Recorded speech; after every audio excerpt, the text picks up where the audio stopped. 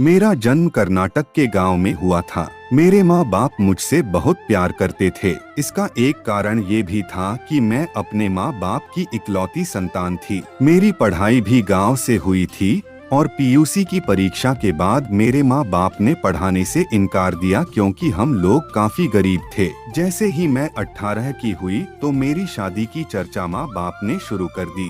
सब कुछ काफी सही चल रहा था कि दशहरे में मैं अपने दोस्तों के साथ मैसूर के किले में घूमने गई। वहाँ पर एक लड़का जो दिखने में बहुत अच्छा था वो मुझे देखे जा रहा था।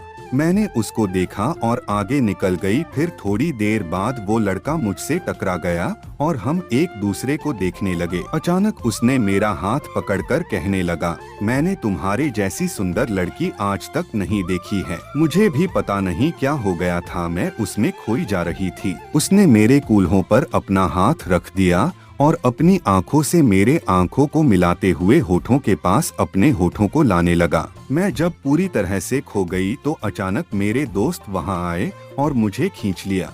मेरे दोस्त परेशान थे और वो सवाल कर रहे थे कि आखिर मैं उस अनजान लड़के के साथ क्या कर रही थी। इसका मेरे पास कोई जवाब नहीं था। मुझे खुद नहीं पता था ये सब कैसे हो गया था। सारा प्रोग्राम खत्म करने के बाद हम लोग जब बस स्टॉप पर आए तो पता चला उस लड़के चक्कर में हमारे गांव की आखिरी बस भी निकल गई थी। मेरे सारे फ्रेंड मुझ पर चिल्ला रहे थे। हम लोग आपस में बात ही कर रहे थे कि वही लड़का अपनी कार लेकर आया और हम लोगों को गांव छोड़ने के लिए बोला। हम सब दोस्त उसके साथ चल दिए और रास्ते में बातें भी खूब हुई। वो लड़का हमारी ही जाति का था और बंगलौर में वो अपने माता पिता और एक छोटी बहन के साथ रहता था। वो लोग काफी अमीर थे।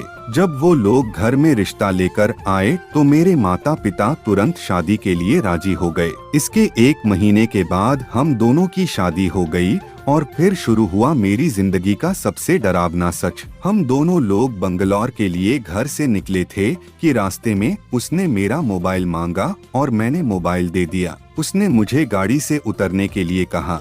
जब मैं गाड़ी से उतर गई तो उसने एक पेड़ से गाड़ी को टकरा दिया और जलती हुई गाड़ी छोड़कर वहां से फटाफट भाग आया।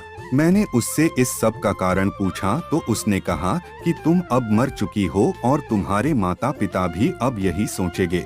यही तो मैं चाहता था। पूरा परिवार उससे मिला हुआ था। ट्रेन में बैठकर सब लोग हुबली जाने लगे तो मैंने पूछा, आप लोग तो बंगलौर में रहते हैं। मेरी सास ने कहा, हमारा घर हुबली में है। हम लोगों ने झूठ बोला था। मेरे अभी भी कुछ समझ नहीं आ रहा था। हम लोग ट्रेन में थे कि तभी उनकी बहन और मेरे पति दोनों एक दूसरे को किस करने लगे। जब मैंने इस बात का विरोध किया कि ये तो आपकी बहन है, फिर आप ऐसा क्यों कर रहे हैं, तो उसने मुझे एक जोरदार थप्पड़ लगाया। उनकी बहन ही दरअसल उसकी पत्नी थी। इस बात को जैसे ही उन लोगों ने बताया तो मेरे पैरों तले जमीन खिसक गई और मेरा भगवान पर से विश्वास ही उठ गया। मैंने पूछा कि फिर मुझसे आपने शादी क्यों की। मेरे पति की पहली पत्नी बांझ थी जिस कारण उन लोगों को बच्चा चाहिए था। मेरे पति ने कहा, तुझसे शादी सिर्फ सेक्स करने और बच्चा पैदा करने के लिए की है।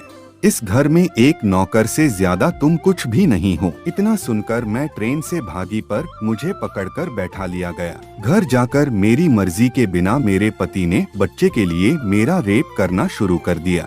कुछ ही समय में मैं प्रेग्नेंट हो गई तो सारा परिवार खुश हो गया।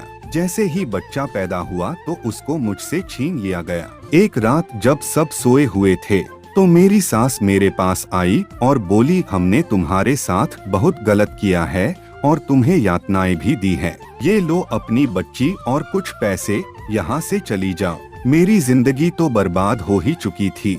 मैं अपने बच्चे का मुंह देखा उसके लिए जीने की सोचकर वहां से केरल आकर दोबारा अपनी जिंदगी शुरू करने की कोशिश करने लगी। दोस्तों, अगर आपको मेरी कहानी पढ़कर दुख हुआ हो तो इसको जरूर शेयर करें ताकि कोई लड़की ऐसे लोगों के चक्कर में न फंसे और रिश्ता करने से पहले माँ बाप पूरे परिवार की सही से जानकारी कर लें।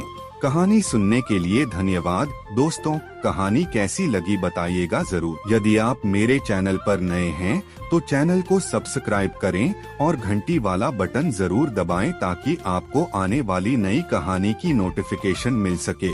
कहानी अच्छी लगी हो तो लाइक और शेयर करना मत भूलना। मिलते हैं नई कहानी के साथ। नमस्कार।